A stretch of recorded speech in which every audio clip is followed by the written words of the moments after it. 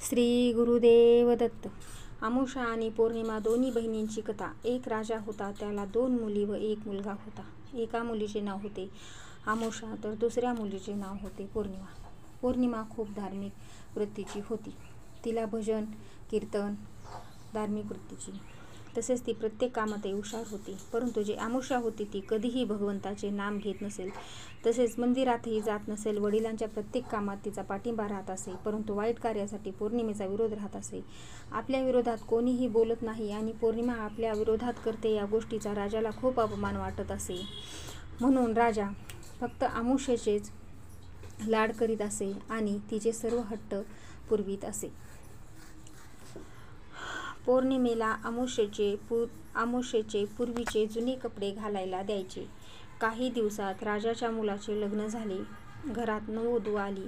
आमुषा तिलाही नेहमी घालून पाडून बोलत असे आणि सारखी दमदाटी करीत असे, परंतु आपल्या वहिनीला घर कामात मदत करीत असे. देवांच्या गोष्टी गाणी सांगत असे. वहिनीला घेऊन मंदिरात जात असे. म्हणून पौर्णिमा वहिनीची तसेच भावाचीही लाडकी होती. एकदा राजाला राणीने सांगितले की राजन, आता आपल्या मुली वर झाल्या आहेत, तेव्हा त्यांच्यासाठी स्थळे शोधावीत लागणार आहेत. पौर्णिमेला तिला देवाच्या मंदिरात जाणे, भजन कीर्तन करणे, पूजापाठ करणे फार आवडते. तर तिला एखाद्या गरीब घरात द्या, कारण खूप श्रीमंत लोकांच्या घरी दिले तरीही तिचे भिकारी झाले काही सोडणार नाही आणि आपलेच बदनामी होईल. त्याशिवाय ते गरिबांच्या घरी बरोबर जमवून घेईल. श्रीमंताच्या घरी तिला जमवून घेणे अवघड होईल, म्हणून गरिबांच्या पदरात तिला टाकून द्या. परंतु आपले आमुषा कशी मोठ्या घरात शोभून दिसेल, तिचे वागणे बोलणे उठणे बसणे किंवा काही उंच आणि रुबाबदार कोणालाही शोभेल असे आहे. त्याशिवाय तिला घरकाम येत नाही, म्हणून तिला एखाद्या राजाच्या राजकुमाराला द्या, म्हणजे तिथे ती बरोबर जुळवून घेईल. राजाने आपल्या पत्नीचे म्हणणे ऐकले आणि मुलीसह स्थळ शोधण्यास निघाला. पौर्णिमेसाठी त्याने एक झोपडीत राहणाऱ्या गरीब व्यक्तीची निवड केली, तर आमुषासाठी त्या गावातील राजाचा मुलगा त्याने निवडला. दोघींच्या लग्नाची बोलणी करून राजा घरी परतला. राणीला तिने सर्व सांगितले. राणीही खूप खुश झाली. थोड्या दिवसात दोन्ही मुलींचा विवाह झाला. एकाच मांडवात थाटामाटात पार पडला. पाठवणीच्या वेळी आमुषेला तिच्या आईवडिलांनी खूप धनसंपदा दिली, खूप पैसा अडका, उंची कपडे दिले, परंतु पौर्णिमेला काहीही दिले नाही आणि सांगितले की तू खूप देवदेव करतेस ना, तर पाहू तुझा देव तुला काय काय देत होते. इतके दिवस येथे आरामात होतीस, आता सासरी गेली की कळेल नुसते देवदेव करून काही होत नाही, असे म्हणून दोघांची पाठवणी केली. येथे आमुषा अगदी सुखात, ऐश्वर्यात आणि वैभवात होती. त्याच्या हाताखाली 8-10 नोकर होते. फक्त तिने काही हुशार केले की ते काम लगेचच पूर्ण होत असे.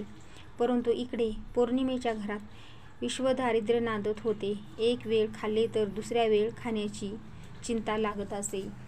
दिवस रात्र कष्ट करून दोघे पती-पत्नी कसे तरी दिवस काढत असे.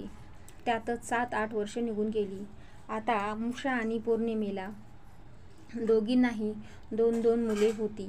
इतक्या वर्षानंतर पौर्णिमेच्या परिस्थितीत काही बदल झाला नव्हता. त्यात आई वडीलही गेले. तसाही तिला आई वडिलांचा कोणताही आधार नव्हता. एकदा आमुषेने तिच्या पतीच्या इच्छेखातर घरात मोठी पूजा ठेवली होती. तिने संपूर्ण गावाला आमंत्रण दिले.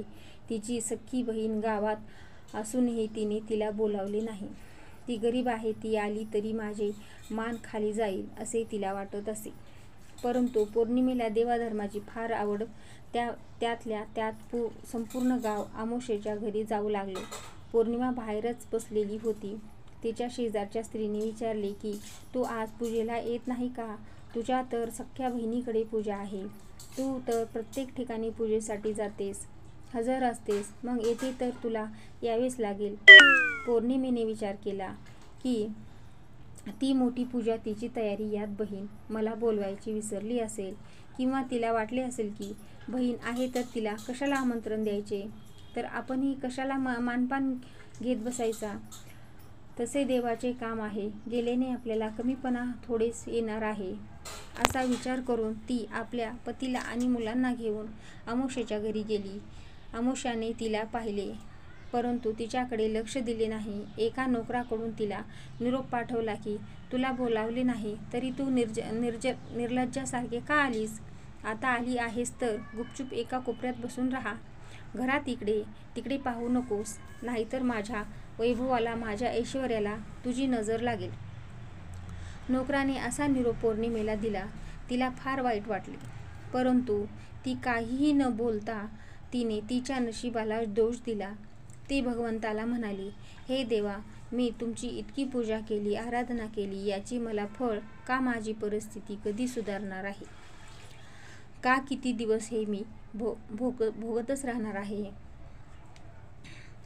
उद्यापन संपले. सर्वांनी प्रसाद खाल्ला. अमोशेने मुद्दाम पौर्णिमेला प्रसाद दिला नाही. ती तशीच निघाली. तिला खूप वाईट वाटले. तिचा पती व मुले ही प्रसाद न खाता निघाले. वाटेत तिला वाटले की आता घरी जाऊन मुले विचारतील की मावशीने काय दिले तर काय सांगावे, म्हणून तिने आपल्या पतीला व मुलांना सांगितले की मी खूप दिवसापासून माझ्या माहेरी गेले नाही, म्हणून आज माहेरी जाते व उद्या लगेच परत येते. असे म्हणून अर्ध्या रस्त्यातूनच ती माहेरच्या रस्त्याला लागली. रस्त्यात जाता जाता तिला एक तुळस दिसली. तिथेच एक खूप म्हातारी बाई बसलेली होती. तिने पौर्णिमेला आवाज दिला आणि सांगितले की ए पोरी, अगं, हे तुळशीचे वृंदावन खूप खराब झाले आहेत. तुळसी वाळत आहे. जरा तेवढे वृंदावन स्वच्छ करून घे. तुळशीला पाणी घालते तर खूप चांगले होईल. माझ्याने आता इतके उठवत नाही, म्हणून तुला सांगते. पोरगी पौर्णिमाने लगेचच ते संपूर्ण वृंदावन स्वच्छ केले, धुवून टाकले आणि तुळशीला पाणी टाकले. तर सर्व परिसरही स्वच्छ केला आणि जाण्यास निघाली. तर म्हातारीने विचारले, अगं, कुठे निघालीस? ते म्हणाली, मी माहेरी जात आहे, उद्या लगेचच परत येईल. म्हातारीने पौर्णिमेला सांगितले की ज्यावेळी परत जाशील त्यावेळी मला भेटून जा. पौर्णिमा हो म्हणाली आणि पुढे निघाली. तर तिला एक महादेवाचे मंदिर दिसले. तेथे खूप वृद्ध म्हातारा बसलेला होता. त्या म्हाताऱ्याच्या दाढी मिशा वाढलेल्या होत्या, धोतर फाटलेले होते. काठीचा आधार घेऊन तो म्हातारा चालण्यास प्रयत्न करीत होता. जरा मला हे मंदिरात झाडायला मदत करशील का? आणि मला आंघोळ करायची आहे, तर 2 बादल्या पाणी आणून दे. कामाची सवय होती. तिने पटकन झाडू हातात घेतला आणि संपूर्ण मंदिर झाडून पुसून लख्ख केली. त्यानंतर विहिरीतून 2 बादल्या पाणी काढून आणले. बाबांना छान आंघोळ घातली. मग मंदिरात गेली. महादेवांना स्नान घातले. तेव्हा ते देव म्हणाले, पूजन केले आणि जाण्यास निघाले. तर ते बाबा तिला म्हणाले, पोरी, जेव्हा परत येशील त्यावेळी मला भेटून जा. तिने हो म्हटली आणि पुढे निघाली. तर पुढे तिला एक कालिका देवीचे मंदिर दिसू लागले. तेथे एक स्त्री बसलेली होती. तिने तिला सांगितले की झाडावरील ही फळे तोडण्यासाठी माझी मदत कर. पौर्णिमा तेथे गेली. झाडावरची सर्व फळे तोडली. काही पडलेली पाचोळा झाडून स्वच्छ केला आणि संपूर्ण परिसर स्वच्छ केला आणि जाण्यास निघाली. तर ती स्त्री तिला म्हणाली, जेव्हा जेव्हा कधी परत येशील तेव्हा मला भेटून जा. पौर्णिमा तिलाही हो सांगितली आणि निघाली. पुढे एक नदी आडवी आली. नदीच्या पलीकडे तिचे माहेर होते. आता काय करावे असा विचार करीत असताना तिला तिथे एक म्हातारी दिसली. ती शांतपणे तेथे बसलेली होती. ती दुसरी कोणी नव्हती, साक्षात गंगा होती. म्हातारीकडे गेली आणि तिला विचारले, आजी, तुम्ही इथे अशा का बसला आहात? तर म्हातारीने ती सांगितले, मला नदीकडे बघून खूप वाईट वाटत आहे. सर्वजण येतात आणि नदीत घाण टाकतात, नदी अस्वच्छ करतात आणि निघून जातात. नदी कोणीही स्वच्छ करीत नाही. पौर्णिमेने सांगितले, इतकेच ना, चला तर मी नदी स्वच्छ करते. तिने नदीच्या आसपासच्या पानाविल्या सर्व काढून टाकल्या. नदीत टाकलेले कपडे, घाण सर्व काही एका ठिकाणी काढले. नदी अगदी स्वच्छ दिसू लागली. म्हातारीने पौर्णिमेला विचारले की तू कोठे जात आहेस? पोरीने सांगितले की नदीच्या पलीकडे माझे माहेर आहे. मी माहेरी जात आहे. मला तेथे जायचे आहे, परंतु कसे जावे तेच समजत नाही. तोच म्हातारीने एक नाव बोलावली. ते नाव संपूर्ण फुलांनी भरलेली होती. म्हातारीने तिला सांगितले की जाताना मला भेट, मगच जा. तेथे तिने हो सांगितले आणि नावेत बसली. माहेरी गेली. नणंदला पाहून वहिनीला फार आनंद झाला. तिने तिचा आदर सत्कार केला. खूप दिवसांनी आवडतीला आनंदी घरी आली म्हणून तिने गोडाचा स्वयंपाक केला. पौर्णिमेनेही वहिनीला स्वयंपाकात मदत केली. भाच्यासोबत मस्ती केली. त्यांनाही फार आनंद झाला. तिने फळे आणली होती तेही भाच्यांना दिली. खूप दिवसांनी त्यांच्या आत्या घरी आली म्हणून त्यांनीही आत्यासोबत मनसोक्त गप्पा मारल्या. बहीण भाऊही किती वेळ तरी बोलत बसले. वहिनी नजरेने हा कौतुक सोहळा पाहत होती. दुसऱ्या दिवशी पौर्णिमा आपल्या घरी जाण्यास निघाली तर तिच्या वहिनीने तिला भरपूर खाऊ, मिठाई, दागदागिने बरोबर दिले आणि एक लाल रंगाची साडी नेसायला दिली. ती भरल्या मनाने वहिनीला आशीर्वाद देऊन सासरी जाण्यास निघाली. नदीकडे आली तर तेथे ती फुलांची बोट हसरत होती. ती बोटीत बसली आणि नदीच्या पलीकडे निघाली. त्या म्हातारीने तिला एक गाठोडे दिले व सांगितले की या काही वस्तू आहेत, माझ्याकडे पडले आहेत. आता मी एकटीच आहे, याचे काय करावे म्हणून तू घेऊन जा, परंतु घरी गेल्यानंतर गाठोडे उघड असे म्हणून म्हातारीने निघून गेली. पौर्णिमा पुढे निघाली तर तिला कालिका देवीच्या मंदिराकडे तिसरी दिसली. तिनेही तिला एक गाठोडे दिले. तिने एक मोठी टोपली घेतली, त्यात तिन्ही गाठोडे ठेवले आणि डोक्यावर घेऊन ती निघाली.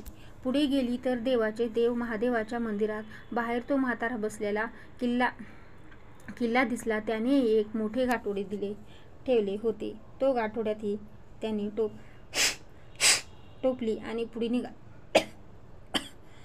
गेल्यावर तुळशी पुढे त्या म्हातारी दिसली. तिनेही गाठोडे तिला दिले.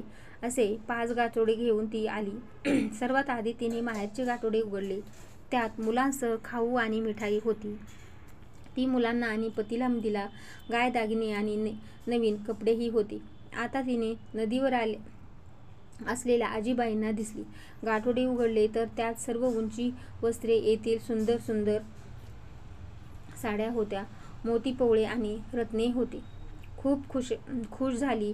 आता तिने दुसरे गाठोडे उघडले जे कालिका देवी तिला दिले होते. त्याने सर्व सौभाग्याचे अलंकार होते. सुकामेवा होता. आता तिने तिसरे गाठोडे उघडले जे साक्षात देवाधिदेव महादेवाने दिले होते.